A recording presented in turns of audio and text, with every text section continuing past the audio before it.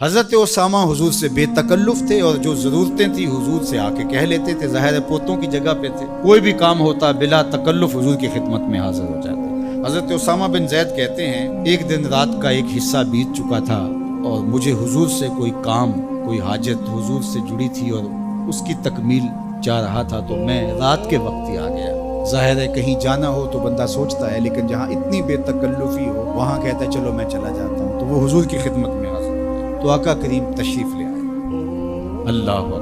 حضور علیہ السلام نے ایسے ہی چادر لپیٹی تھی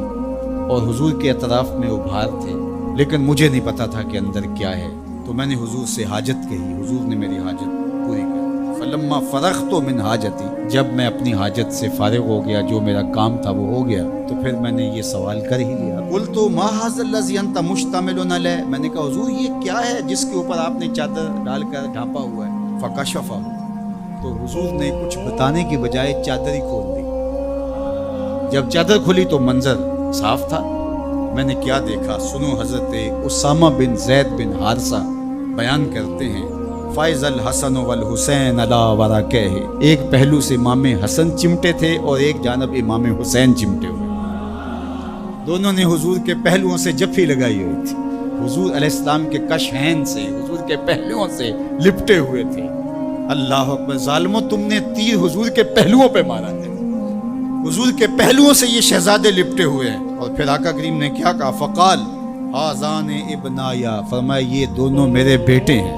و ابناؤ ابنتی، اور میری بیٹی کے بیٹے ہیں، اللہم انی احبہما، اے اللہ میں ان سے پیار کرتا ہوں، فاحبہما، تو ان سے پیار کر، فاحب من یحبہما، اور جو ان دونوں سے پیار کرے مالک اس سے بھی پیار کر۔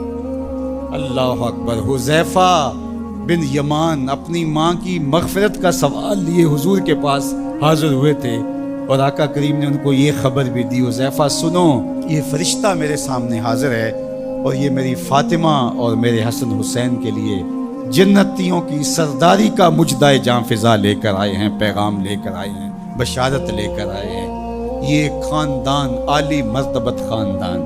کبھی حضور ان کو چادر میں سمیٹ لیتے ہیں، کبھی مباہلے کی آیت کا مصداق یہ قرار پاتے ہیں اور فرماتے ہیں اللہم ہؤلاء اہل بیتی، یہ ہے میرے اہل بیت، اور کبھی آقا کریم علیہ السلام کندھوں پہ سوار کرتے ہیں، کبھی حضور کی پشت پہ سواری ہوتی ہے، اور کبھی حضور بشارتیں دیتے ہیں کہ لوگوں کو بتا دو کہ یہ میرے فرزند، یہ عالی مرتبت شہزادے جنتی جوانوں کے سردار ہیں، اور میری شہزادی جنتی خواتین کی سردار۔ یہ عالی مرتبت خاندان جن کی عظمتیں اتنی بلند ہیں اور جن کی رفعتوں کے پھریرے لہرا رہے ہیں،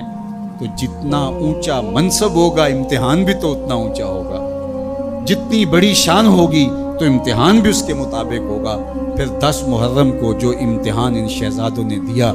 اور ثابت کیا